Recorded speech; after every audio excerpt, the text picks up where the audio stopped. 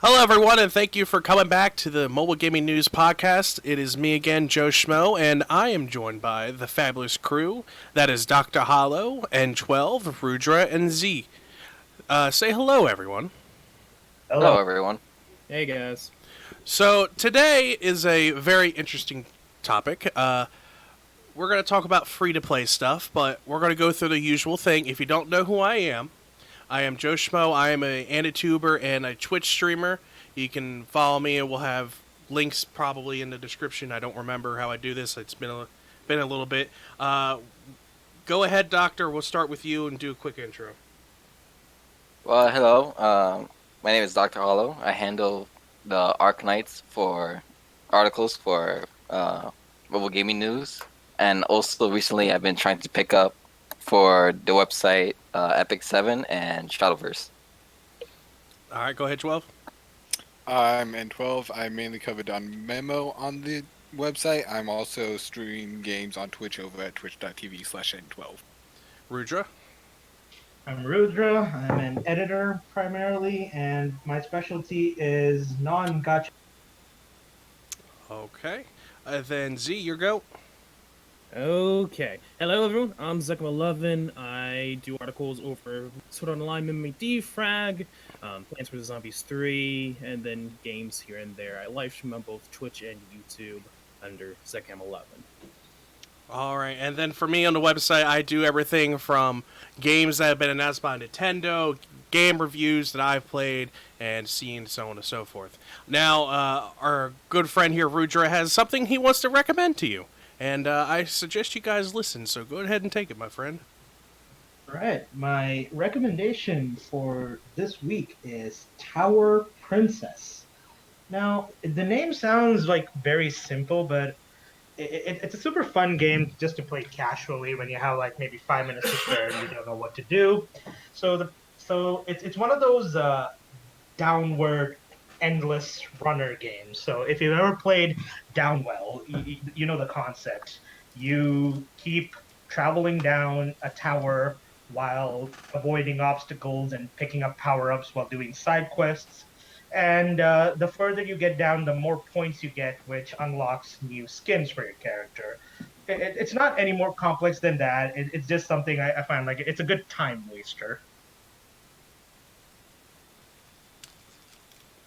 Okay. Sorry about that, everyone. Having some minor technical difficulties. I'm assuming you got through, because my headset came undone. I did get through, right? Okay. Yeah, Yeah. I'm making sure. My headset came undone. I'm sorry, I was sitting here scrambling. It happened. Okay. So, as everyone's here, you see the nice thumbnail of Azure Lane. That gives towards the topic of free-to-play. Now, when we talk about free-to-play, we're not talking about games that you can buy once and then you're done. Well, I mean, you could be talking about that. But mostly for us, we're talking about gacha games we don't spend money on because they give us enough things to be free and get what we want. So, I will start it off. I'm assuming everyone agrees that's what free-to-play means. I'm just... Yeah. Yeah. Okay. So, I'm going to start it off. There's a game that just came out maybe like a couple days ago. Whoop. He'll be back in a minute. Just came out a couple days ago. It's called Card Fight Vanguard Zero. It is based off the card game Vanguard. Now, Vanguard Zero is basically a rework of the manga brought into anime form. And you go alongside Aichi, Kai, and all of them and go through the whole journey just like the anime.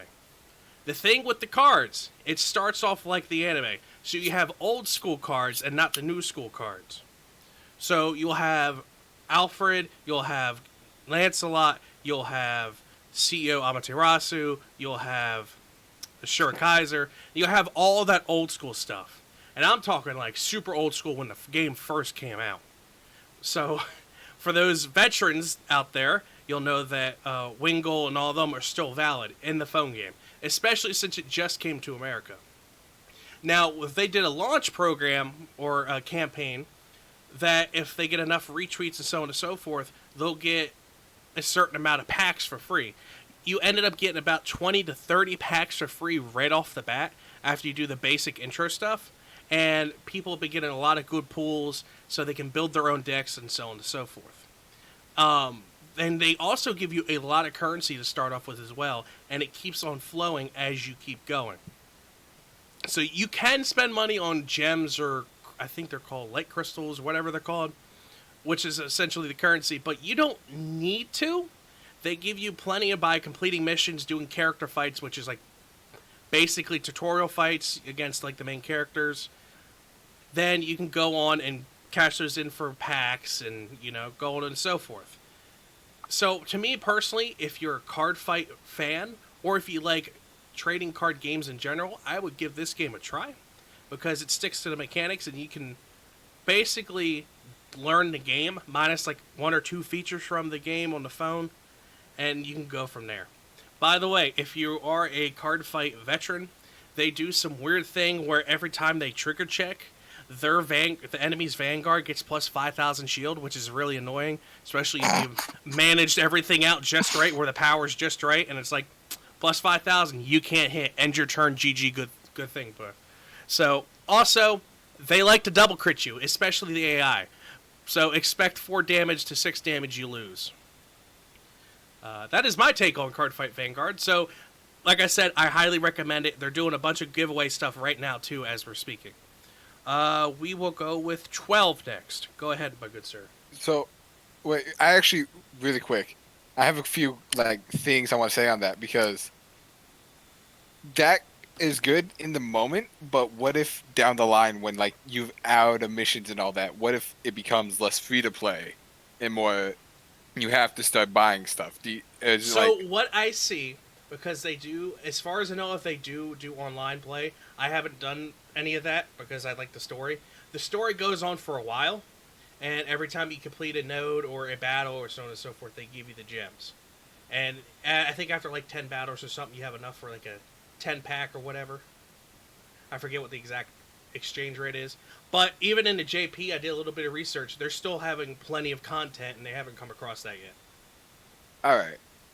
Because I know there are games I'm just going to bring this up because I played it when it launched for a long time, Crossing Void. I felt like once you hit max level, you start losing off on a lot of the stuff that you were getting beforehand. Things like the tickets for gacha and all that, because once you hit 60 and do the story, you kind of run into this gap of there's nothing to do in the game that gives you the currency for it rolling. So I kind of wanted to bring that up in case Card Fight Vanguard runs into the same problem. As far as I know, it has not run into the same problem. Plus, they have an online community, too, of where you can add people, so on and so forth, and you can battle. And plus, if you get bored of your deck, there's an online forum, I believe is what they want to call it. I'm not sure. Where people post their deck recipes up, and you can switch your deck up to theirs and test play and so on and so forth. So there's still a lot of room to find out new stuff and not have to pay, essentially. Alright. Plus, the character fights, they have levels. It's super easy, medium, hard, expert, realistic kind of thing. And you have to get certain levels to unlock it, so you got stuff to work towards. And, oh boy, I played against, even the easy is kind of hard, depending on how your hand goes. If you are a trading card player, you understand what I mean when I say that. Because yeah. If you start with a shitty hand, you're done. Yeah. So, yeah. There's still the realistic aspect to it. Alright. Okay. So now that I've brought that up, I'm going to bring up the actual game I was going to bring up, and that's going to be a game, but I also kind of generalize it into the kind of genre that it's in, because I feel like a lot of the games in this genre are almost like this. The game I was going to bring up specifically is Bang Dream, and I want to generalize that to a lot more of the rhythm games, because these games, yes, they market you the gacha. That's going to always be a thing because they need to make money. But the actual gameplay itself, all the playing of the songs and all that, in almost every single game can be done with really bad actual character cards because it's all skill based.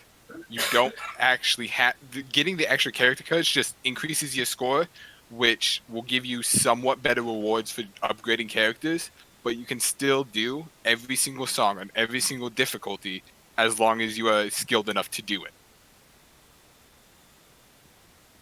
And that's why I think games like that are pretty free to play friendly because it's pretty skill based and not actual based on the luck of gacha. Okay, I do have one for you since we're talking about that. What do you think about Love Live All Star? Okay, so this is the thing. I don't categorize All Stars as a rhythm game because it is far more an RPG. And even if you look into the app stores, it's not categorized as a rhythm game in app stores like other games like Bang Dream or School Idol Festival. It's actually categorized as, I think, a school idol training simulator or something like that. Okay. So, yeah, All Stars I wouldn't actually say is the rhythm game. It has rhythm game elements, but it's far more of an RPG than anything else. Okay. Oh, but go ahead, sir. I derailed you from your. No, I feel like that's kind of, and that's actually a good point though, because All Stars looks like a rhythm game on the surface. Let's be honest, it very much does. But comparing that to Bang Dream, you don't have to actually get the units. And even when getting units, they give you quite a bit of the actual currency, and if you play your cards right and you save up and then summon for someone you want, especially on like the English server, which is really easy to do because we can see a year in advance of all the cards we're going to get because we're a year behind JP. So you can really just save up your free crystals so you don't have to spend money, and you can pretty easily get the characters you want because it's, I think, a 3% rate, and it feels like more than that at most times. So. Okay. All right. I think he got the point across. Yeah. There's plenty of evidence to back it up. Bang Dream's been like the thing I've been playing most besides, I think, Honkai for the past like month in terms of mobile games. And even then, for Honkai, I play that on the PC, so I see that more as an actual PC game or console game than a it's mobile definitely game. more like PC game All right. than actual like mobile Honkai. So, since you're speaking up, Mr. Doctor, I think it might be your turn. Yes. Well, I'm trying to figure out a game besides Arknights to be free to play. But currently, just like your argument, Joe, I've been recently playing Shadowverse, which is another card game. And currently, they're having the Idol Master event and the anime release event also. Just so everyone knows, Idolmaster is just shit tier anime. I just want everyone to know that. Anyway, go ahead, sir. Continue about the game. Plugs his own anime music. The way he said that. But go ahead, sir, and continue about Shadowverse, this amazing game. Just remember, Okay, everyone makes mistakes once in a while. It's okay. I mean, you're not wrong, but okay. So anyway, so Shadowverse, first of all, has been around for a while, and currently, we just got our rotation. So right now, with the two events, both for the anime release and for the Idol Master collab, you get packs like every day, and you also get like cosmetics and trials and everything like that for free. Once you start the game, you get free packs, and you also get to pick which like region you want to like use. Which is, they're all varied. They all have their own special like kinks and things like that. Like Forest is mainly for like Swarm. Rune Masters is mainly for spells and for gimmicks for each race. So it's more, how can I say this? It's more versatile than, in my opinion, right? Because I used to play Vanguard religiously. I used to go to tournaments when it was before they introduced like a grade 4. Like it was way back then. Oof. I used to use School, Paladins. dude. Old school. I feel that age is coming on me. Yeah. I used to play like Trial Pilot and things like that, but after some time, you realize that there's some things that are some wrong with the card games. Mm-hmm. But Shadowverse is really like versatile of how many decks like you could play. Yes, there'll be like some rotations that a deck is obviously tier 0, right? But there's still also the luck aspect to it.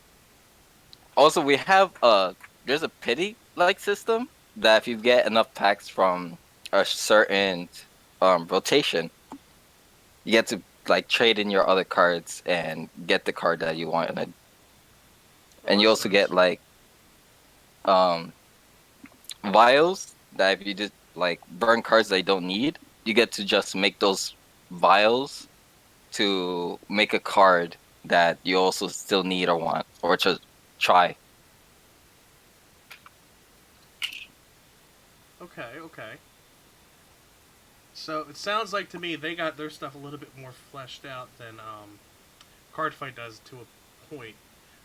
Because as far as no, I think the Cardfight game, because I glossed over it because I didn't want to dive into it. You can mold, or it's like you can meld. I don't know what the term is, but put cards together and like get a card. I guess it's essentially the same thing, but I don't know how it like counteracts if you need to put like a certain amount of double rares in to get a triple rare. If you need to put like a bunch of uncommons to get a rare, like I don't know how it works exactly because I haven't messed around with it. But I think Cardfight does offer that for the phone game. Now, if it was in real life, that would be outstanding, and I would be trading in all my commons so I can go ahead and get me that triple rare that I need or something like that. That'd be great in real life. But okay, Rudra, let's go ahead with you. So I okay. Go Pretty ahead, man. much. Go ahead. Okay, so I noticed a bit of a pattern when you guys were all making your recommendations. They were all gacha games. Yes. True. So, as is my standard, I'm breaking the mold. Surprise, surprise, with a non-gacha. So, the game I have in mind for a good free-to-play game is Swordigo. Now, this is a platformer, and it's also one of the only games I've actually written a review for on Mobile Gaming News Network, as opposed to simply editing. It is one of my favorite mobile games ever, and I do replay it from time to time. Now, I will make a clarification that this is free only on Android. The iOS version is paid last I checked, though I don't know if that's changed.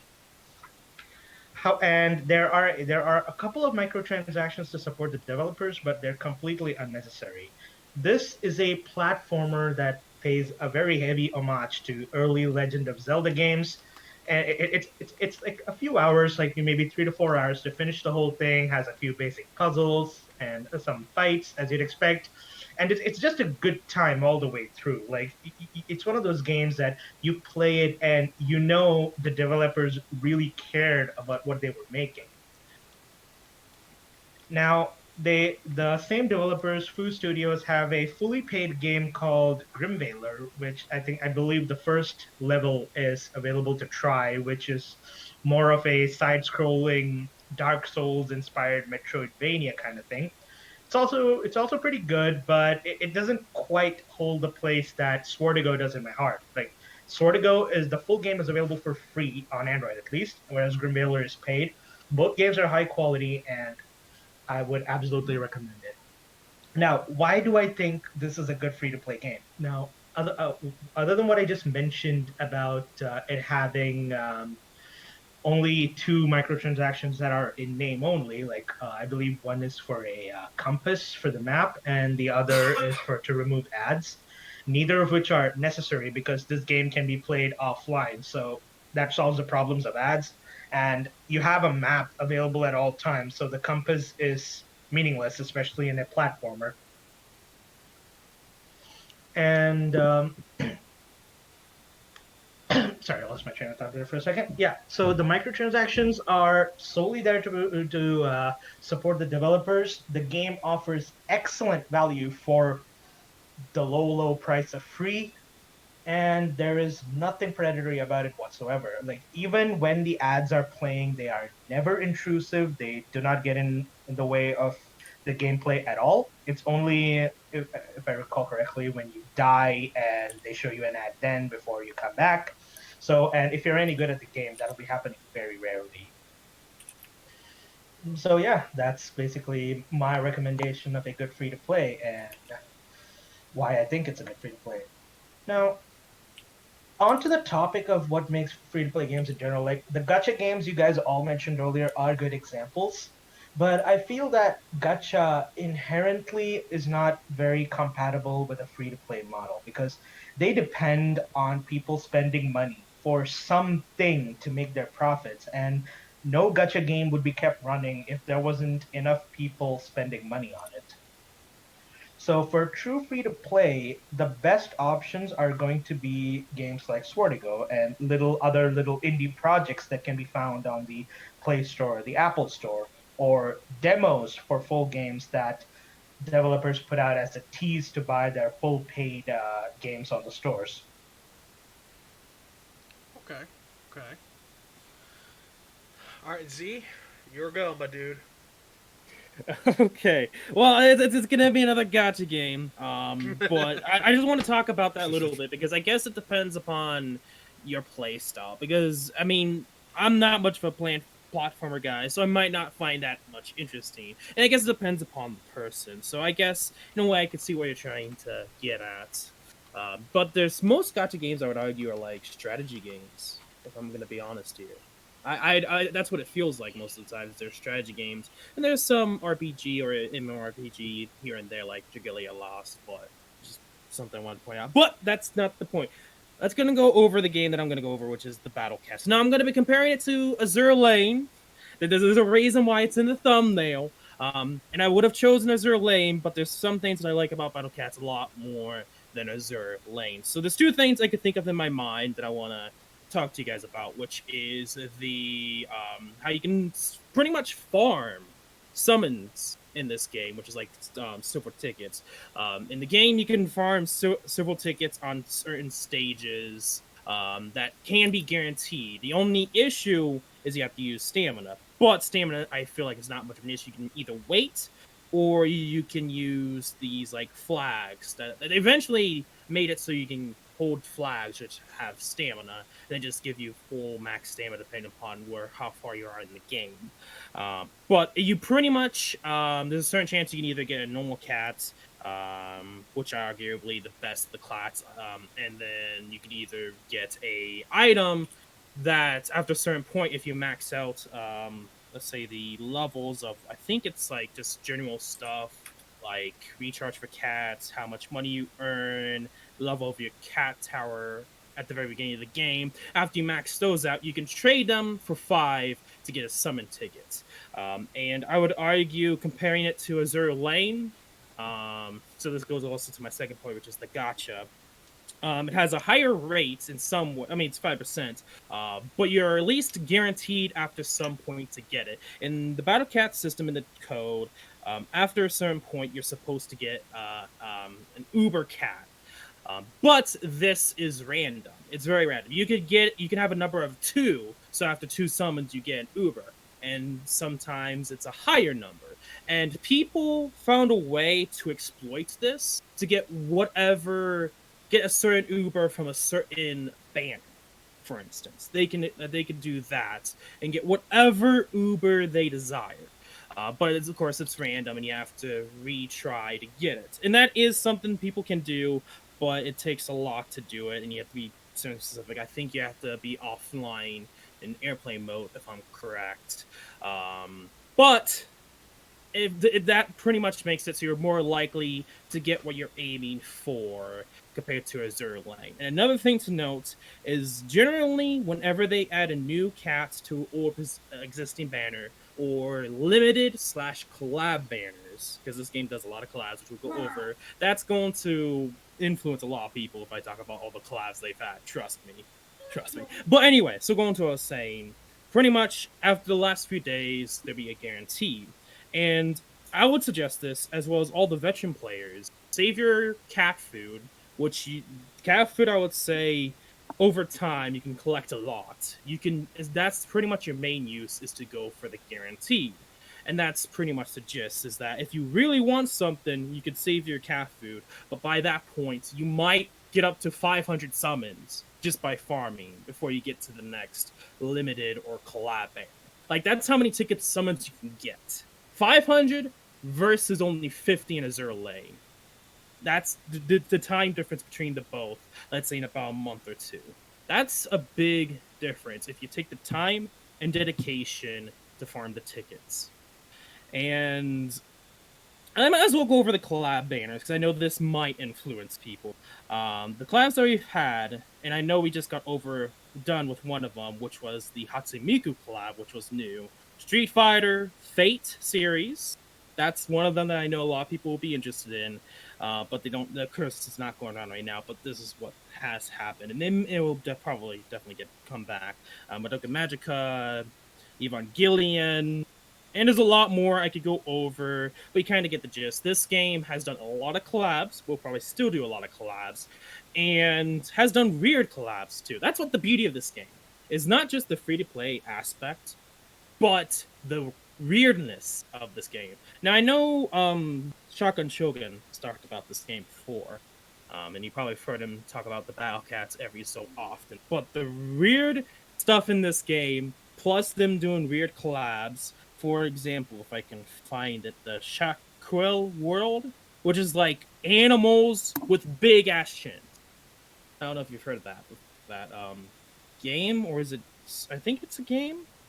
Shaquille World. I'm gonna have to show you the picture of one of the animals because they did a collab with it. I know it wasn't the best collab. A lot of the Battle Cats people didn't like it, but that's just one example. I guess the better example would be the pineapple apple pin apple, or was it apple pin? If you've seen that. Pineapple apple pin. Yeah. They did that. They did a collab with him. They put him into the game, and then they had cat apple pineapple cat as the saying. So weird stuff like that. And that's one of the few charms I like about this game. So the guaranteed that's hidden, plus it's easy to farm summon tickets. And I would argue the stamina system is not bad, especially since you can greatly increase the max amount of stamina you can have up to 807. And it's one of those games, and I will say a lot of free to kind of in this motto. The best free-to-play games, I would argue that as gacha-wise, you have to play constantly and know what you're doing. Because if not, you will be forced to pay money to get what you want or to get something. And I think you can all agree on that. Yes. So yeah, I think that's the best point I can talk about the Battle Cats. And I wanted to compare Azure Lane because I was going to go over it, but I was like, the Battle Cats, I think, need some love, and I do like that a little bit more than Azure Lane. I guess the one thing to know is that I would say Azure Lane is most, because I might as well go over a little bit why I think it's free to play. The rates are not bad. It's at 7%. I know the bad part is the gacha, I would say. Like, the worst part I've experienced is the gacha, because you're not going to be able to get all girls times, and that's just the reality as a free to play. Even as a pay to win, it's expensive to try to get all the girls, depending upon your luck. But aside from that, it's just storage space and skins that are the issue. I mean, storage space is the issue. The skins are not. I mean, that's up to you if you want skins. But that's its main monetary goal is mostly skins and just buying room. And that's about it. And that's why I put it so high, is they don't focus too much on the gacha. You can farm in Azure Lane for the gacha. It's just a lot harder, and you're not going to be able to farm as much. Plus, money becomes an issue. Unlike Battle Cats, you don't have to worry about another currency. Anyway, that's all I got to say about the Battle Cat. All right, so everyone, in short, you have all these different recommendations in front of you. We have given you some good things to play while you're still stuck inside being quarantined. So if you run out of room or you get bored with a game and you need to delete something and want something new, we gave you 5, 6, actually 7, I think, different options here. So keep in mind that we gave you all these. make sure you check out the other podcast that we have at Mobile Gaming News website, which is directed to the Buzzsprout, which is connected to the SoundCloud, which is connected to all of our different outlets. But the main one that you probably listen to is YouTube, which I appreciate it. So make sure you hit that subscribe button, hit that bell notification for when we put out more news and different other things on the YouTube channel. And make sure you check out the main website. We have all different articles and so on and so forth. We have a daily blog now about gacha. So go make sure you check out Digital Hazard's daily gacha blog. And from everyone here at Mobile Gaming News, we appreciate you being here. We love you all. Be safe. Remember to wash your hands. And we will see you guys later.